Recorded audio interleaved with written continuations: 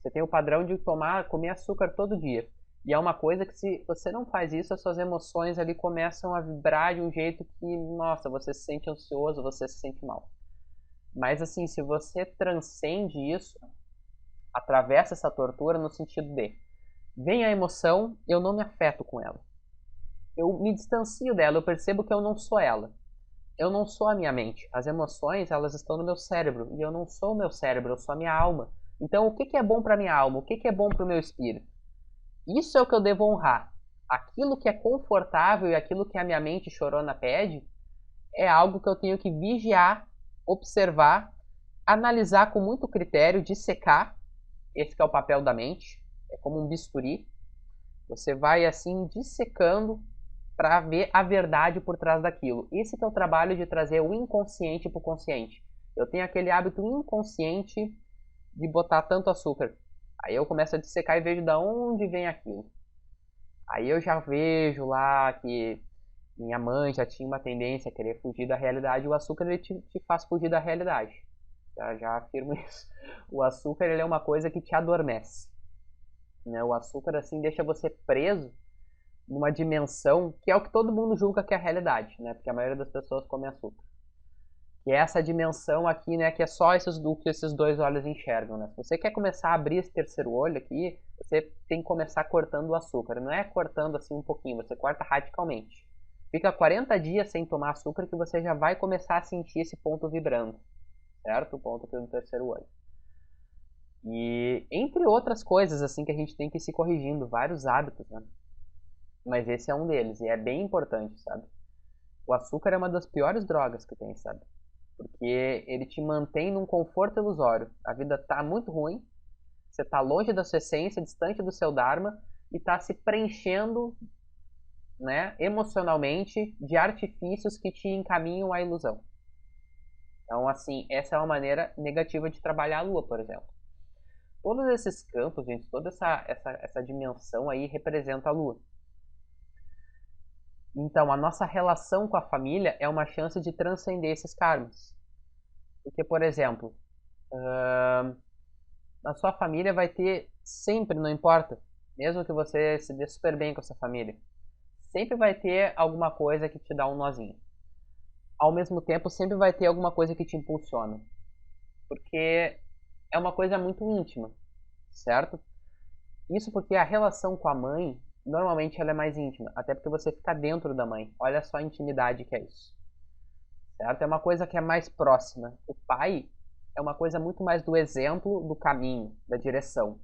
Né? É o exemplo de como deve conduzir. E a direção a ser seguida para que seja assim, então, um caminho de sabedoria, um caminho ético, certo? A mãe, ela já representa tudo que nutre você. Então, pensa até no período de gestação. A Lua ela fala sobre o seu período de gestação também. Você quer saber um pouquinho mais sobre a sua gestação? Como é que circulou a energia na mãe durante a sua gestação? Uma coisa que você vai observar, se você estudar o mapa do seu pai e da sua mãe, sempre vai ter uma relação, o seu ponto solar com algum ponto do mapa do pai, e sempre vai ter uma relação, o seu ponto da Lua com alguma relação ali do mapa da mãe. Você, vamos supor, você veio com a Lua em touro. Aí você vai ver que a sua mãe tem o ascendente ou o Sol em touro, por exemplo. Você veio com o Sol em leão. Aí você vai ver que seu pai também tem o Sol em leão. Ou que seu pai tinha, sei lá, o Marte em leão, por exemplo. Então, é sempre bem forte, assim, esse posicionamento do Sol e da Lua em relação ao trabalho com o pai e com a mãe mesmo, né? Então, isso é uma outra coisa que vale super a pena a gente lembrar. Mas voltando para a questão da gestação, quando a mãe está gestando, né, o filho, a gente tem então esse nutrir das emoções da mãe diretamente para o filho. Então, assim, tudo aquilo que o filho sente, tudo aquilo que a mãe sente, no caso, né? O filho sente também. E aquilo vai condicionando os padrões emocionais do filho. Principalmente no período da gestação, que é uma coisa assim que é o que você põe de adubo. Então, enquanto a semente ainda não brotou, é o momento ali de você direcionar o crescimento dela. Então, assim, o certo, assim, para o feminino que está bem conectado com o seu poder, né? é um recolhimento total na hora da gestação, sabe? É um recolhimento assim e realmente fazer disso uma meditação e fazer disso realmente uma oportunidade de se conectar com o divino e encaminhar essa luz divina para si mesmo, primeiramente, para a mulher, e a mulher encaminhar isso para o filho. E daí o filho vai nascer com essa frequência. Frequência divina, gente, é tudo que vai lá para cima, ó. A luz lá em cima, né? E essa luz lá em cima é coragem, é amor, é paz, é tudo de bom, né? E aí o que que acontece? Normalmente, no nosso contexto de sociedade atual, a mulher ela tem que trabalhar, muitas vezes. Muitas vezes o marido vai embora e não está cuidando.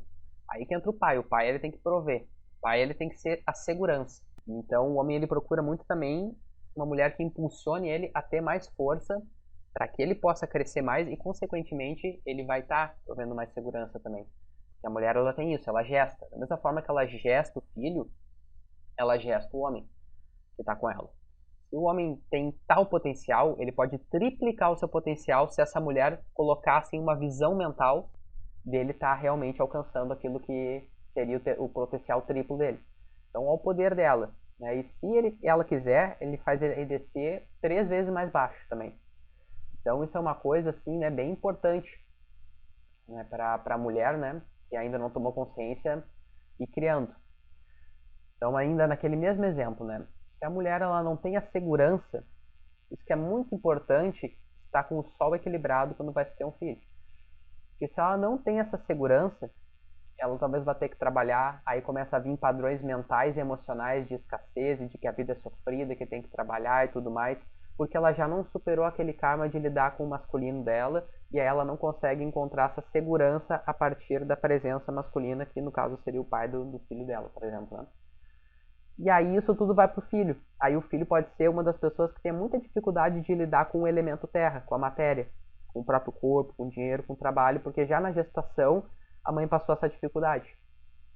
Por outro lado, se a mãe ela é bem provida na gestação, né, sendo que na gestação o ideal é que não faça muito esforço também, óbvio, né, coisa simples, né?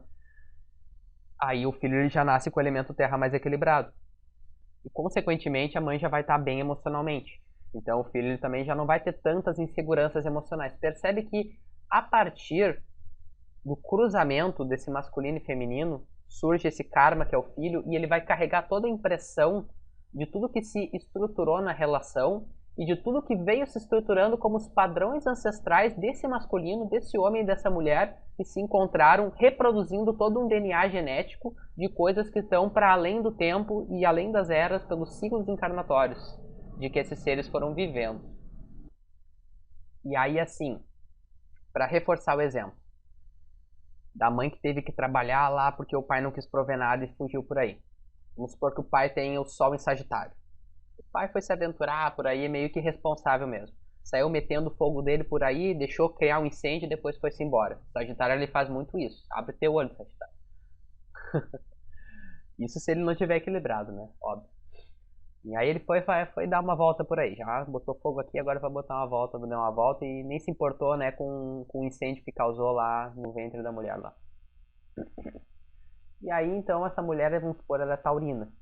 Então já faz parte do dharma da mulher, sendo ela taurina, sol em touro, desenvolver a estrutura material. E ela se afastou desse dharma, talvez, por esse padrão da lua dela, que seja em Sagitário.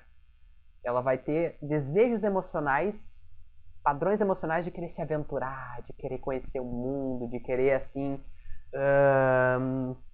experiências novas.